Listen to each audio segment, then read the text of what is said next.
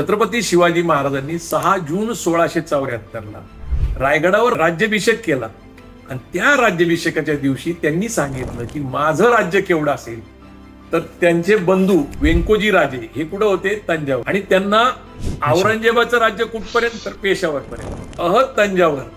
तहत पेशावर अवघा मुलूक आपला हे माझं राज्य असेल. म्हणजे आदिलशाही, कुतुबशाही, मुघलशाही, निजामशाही या 4 पाचशाही तर ह्याचं प्रतीक सुद्धा त्यांनी रायगडावर केलेले आहे. तुम्ही जर तिथल्या त्या तुम्ही दरवाजावर बघितलं तर तिथं शरब आहे. शरब म्हणजे एक सिंह आहे मोठा आणि त्याच्या 4 पायांखाली 4 हत्ती आहेत आणि त्या 4 हत्ती म्हणजे आदिलशाही, कुतुबशाही, निजामशाही, मुघलशाही याच्यावर माझं राज्य असेल ही शरब त्यांनी त्या तिथं प्रेरणा आणि विचार म्हणून. शिवाजी महाराजांना आयुष्य कमी लाभलं. 3 एप्रिल 1680ला ते गेले.